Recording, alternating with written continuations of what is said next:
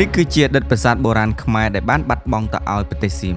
នៅប្រទេសថៃបច្ចុប្បន្នមានប្រាសាទបុរាណខ្មែរដែលបានបន្សល់ទុកពាសពេញផ្ទៃប្រទេសព្រោះធ្លាប់ជាអតីតទឹកដីនៃអាណាចក្រខ្មែរបើតាមការស្រាវជ្រាវនៅក្នុងប្រទេសថៃបច្ចុប្បន្ននេះមានប្រាសាទបុរាណដែលបានកសាងដោយពុព្វបុរសខ្មែរដែលមានអាយុកាលរាប់សតវត្សគឺមានមិនក្រោម50ទាំងតូចទាំងធំប្រាសាទទាំងនោះរួមមានទី1គឺប្រាសាទភ្នំរងបើសិនជាបងប្អូនធ្លាប់ទស្សនារឿងភាគសៀមគឺរឿងប្រមាណនិគីបងប្អូនច្បាស់ជាបានឃើញប្រាសាទខ្មែរយើងនៅក្នុងរឿងនោះហើយប្រាសាទភ្នំរងជាស្ថាបត្យកម្មខ្មែរដែលសាងសង់ឡើងរវាងចន្លោះសតវត្សទី10និងទី13ក្នុងរជ្ជកាលព្រះមហាក្សត្រខ្មែរគឺព្រះបាទសូរ្យវរ្ម័នទី2ទៅតាមរចនាបថខ្មែរគឺរចនាបថបាខែងនិងរចនាបថឃ្លាំងភាពអស្ចារ្យនៃប្រាសាទភ្នំរងដែលស្ថិតនៅក្នុងខេត្តបុរីរំដែលជាអតីតទឹកដីខ្មែរយើងនេះគឺជាប្រាសាទខ្មែររមែងតែងតែពាក់ព័ន្ធទៅនឹងតារាសាស្ត្រគឺនៅវេលាព្រឹកទ្វារទាំង15នៃប្រាសាទថ្មដ៏ស្កឹមស្កៃនេះគឺទទួលបានពន្លឺដ៏ពិសិដ្ឋរបស់ព្រះអាទិត្យដែលចាំងចែងនៅចំកណ្ដាលទ្វារទាំង15នៃពោជនីយដ្ឋាននេះក្នុងពេលព្រមគ្នាករណីនេះគឺមានតែមួយថ្ងៃជារៀងរាល់ឆ្នាំតែប៉ុណ្ណោះហើយមុននឹងបន្តវីដេអូនេះខ្ញុំក៏សូមណែនាំបងប្អូនទាំងអស់គ្នាឲ្យដឹងអំពី promotion អូរីឥឡូវនេះធនាគារអូរីកំពុងមាន promotion កម្ចីឥណទានសហគ្រាសធុនតូចនិងមធ្យមដែលផ្ដល់ជូនទំហំកម្ចីចាប់ពី$10,000រហូតដល់$5,000,000ជាមួយនឹងអត្រាការប្រាក់ទាបរហូតដល់ 6.85% ក្នុងមួយឆ្នាំរយៈពេលកម្ចីវែងរហូតដល់10ឆ្នាំថែមទាំងលើកលែងសេវាឥណទានសម្រាប់អតិថិជនដែលមានបំណងចង់ផ្ទេរកម្ចីពីកន្លែងផ្សេងៗ promotion ដ៏ពិសេសនេះមានសុពលភាពរហូតដល់ថ្ងៃទី31ខែមីនាឆ្នាំ2026នេះដើម្បីកុំឲ្យឱកាសនេះកន្លងផុតទៅសូមបងប្អូនទំនាក់ទំនងតាមរយៈ Facebook Page ខាងលើក៏ដូចជាលេខទូរស័ព្ទខាងក្រោមនេះវិលមកកាន់វីដេអូយើងវិញទី2គឺប្រាសាទភិមាយឬប្រាសាទភិមាយដែលសៀមហៅប្រាសាទនេះថាភិមាយបើយោងតាមសាលាចារឹកនៅប្រាសាទភិមាយ K397 គេបានស្គាល់ច្បាស់ហើយថាតំបន់ប្រាសាទភិមាយនោះគឺមានឈ្មោះបុរាណមួយថា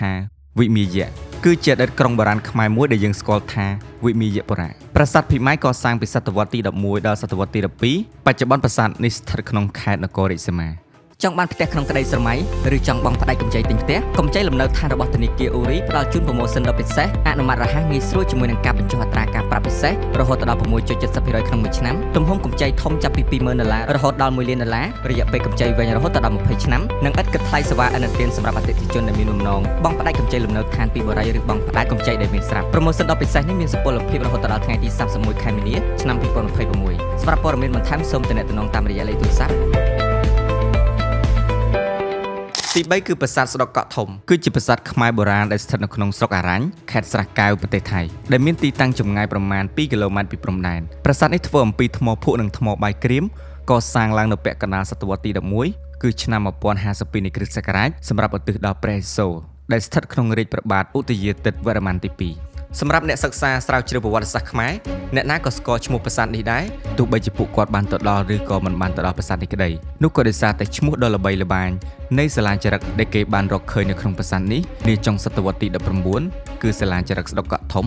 K235 នេះឯងចំណែកទី4គឺប្រាសាទក្រោមដែលសៀមហៅប្រាសាទមួយនេះថាមឿងតាំដែលមានន័យថាស្រុកទាបឬទីទំនាបគឺជាឈ្មោះហៅរបស់អ្នកសម័យក្រោយដែលគេប្រៀបធៀបទៅនឹងប្រាសាទភ្នំរងដែលនៅជិតនេះហើយមានសភាពខ្ពស់លើភ្នំកម្ពស់1320 ហ្វីតរីឯប្រាសាទក្រោមនេះគឺសង់នៅលើទីទាបប្រាសាទក្រោមឬមឿងតាំកសាងពីសតវត្សទី10ដល់សតវត្សទី11មានលក្ខណៈពិសេសជាងគេគឺដោយសារតែមានកំពែង2ជាន់គឺកំពែងខាងក្រៅនិងខាងក្នុងព័ទ្ធជុំវិញប្រាសាទនៅតាមទិសនៃកំពែងនីមួយៗនិងក្បាច់ផ្ដាយយ៉ាងល្អក្រៃលែងគួរឲ្យគយគន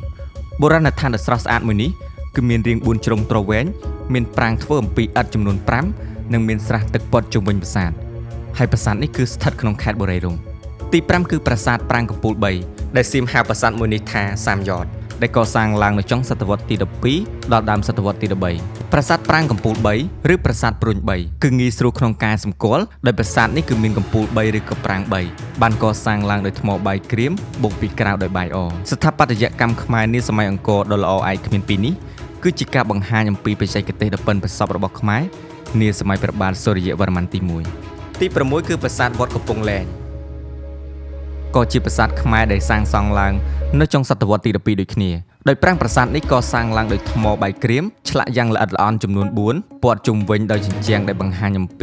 ការបញ្ចូលគ្នានៃឥទ្ធិពលសាសនាហិណ្ឌូនិងព្រះពុទ្ធសាសនាហើយប្រាសាទនេះស្ថិតក្នុងខេត្តពេជ្របុរីទី7គឺប្រាសាទស្រីខរភូមិប្រាសាទនេះមានតួប៉ម5សាងសង់នៅលើខឿនថ្មបាយក្រៀមតែមួយបើពិនិត្យតាមចម្លាក់និងស្ថាបត្យកម្មប្រាសាទគឺអាចសាងសង់នៅសតវត្សទី11និងទី12ផ្ដាល់នៅតួប៉មកណ្ដាលបង្ហាញអំពីព្រះឥសូររមដែលជាទេវៈបង្កើតនិងថែរក្សា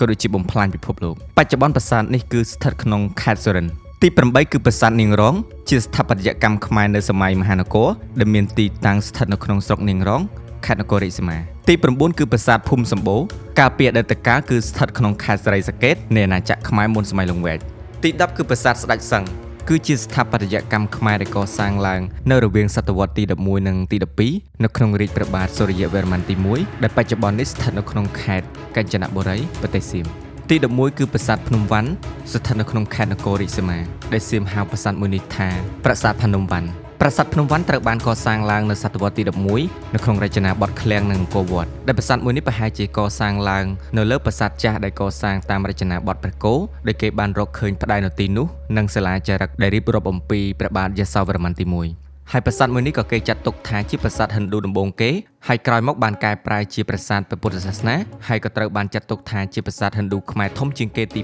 5នៅក្នុងប្រទេសថៃបច្ចុប្បន្នទី12គឺប្រាសាទប្រាង្គគូឬប្រាសាទគូសន្តរវត្តប្រាង្គប្រាសាទនេះគឺជាសំណង់ស្ថាបត្យកម្មខ្មែរមួយដែលសាងសង់ឡើងនាសតវត្សទី11នៃគ្រិស្តសករាជគឺដើម្បីឧទ្ទិសដល់លទ្ធិព្រហ្មញ្ញសាសនាដែលស្ថិតនៅក្នុងខេត្តស៊ីសកេតបច្ចុប្បន្នទី13គឺប្រាសាទជាប៉ីប្រាសាទនេះត្រូវបានកសាងឡើងនៅក្នុងរជ្ជកាលព្រះបាទជ័យវរ្ម័នទី7នៅចុងសតវត្សទី12ដល់ដើមសតវត្សទី13នៃគ្រិស្តសករាជគឺដើម្បីឧទ្ទិសថ្វាយព្រះពុទ្ធសាសនាហើយបច្ចុប្បន្នប្រាសាទមួយនេះស្ថិតនៅក្នុងខេត្តសុរិន្ទប្រទេសសៀមហើយទាំងនេះគឺជាសំណង់ស្ថាបត្យកម្មនៃប្រាសាទបុរាណខ្មែរយើងដែលកំពុងស្ថិតនៅក្នុងប្រទេសសៀមបច្ចុប្បន្ននេះហើយសូមបញ្ជាក់បងប្អូនថាប្រាសាទទាំងអស់គឺមិនមែនមានតែ13ដូចที่ខ្ញុំរៀបរាប់ខាងលើនោះទេដែលអាចមានយ៉ាងតិចរហូតដល់50ប្រាសាទទាំងតូចទាំងធំបូករួមជាមួយនឹងទីតាំងបុរាណផ្សេងទៀតភស្តុតាងទាំងអស់នេះបានបញ្ជាក់ថាទឹកដីដែលជនជាតិថៃកំពុងរស់នៅបច្ចុប្បន្ននេះគឺជាអតីតទឹកដីរបស់ខ្មែរយើងដែលមានភស្តុតាងជាប្រាសាទបុរាណសាលាចារឹកក៏ដូចជាជនជាតិដែលរស់នៅតាមខេត្តមួយចំនួនដូចជាខេត្តបុរីរំស៊ីសកេតសុរិន្ទជាដើមសូមអរគុណបងប្អូនទាំងអស់គ្នាដែលបានទស្សនាវីដេអូមួយនេះហើយជួបជាមួយខ្ញុំជឿនវនីនៅវីដេអូក្រោយទៀត